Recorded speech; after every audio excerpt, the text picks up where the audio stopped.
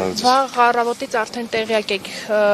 իրողությունների մասին, նախ Մայր Հայաստան դաշինքի շտաբում էր խուզարկություն իրականացվում, այս պահին էլ Մարտուն Գրիգորյանի շտաբում, ինչպես նաև տանը խուզարկություն իրականացնելու թույլտվությունն են, չնայած այս պահին սպասում են փաստաբանին, ինչպես կգնահատեք։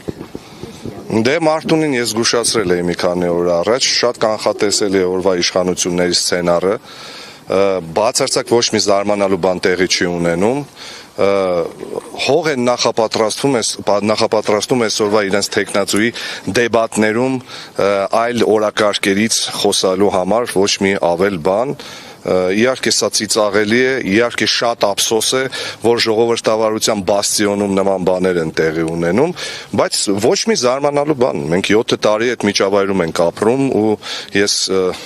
ընդհանրապես չեք հասկացում, որ այսպես է լինելու, էլի։ Երեք ինչ-որ մեկը ամբիոնից ասֆալտին փռելուց էր խոսում, նախկիններից ժողովրդի կամքին հարկադրել։ Դե իր մարմնի ջղաձգումները խոսում են նրա մասին, որ այդ մարդը կռուգավոյ ճնշման տակ է։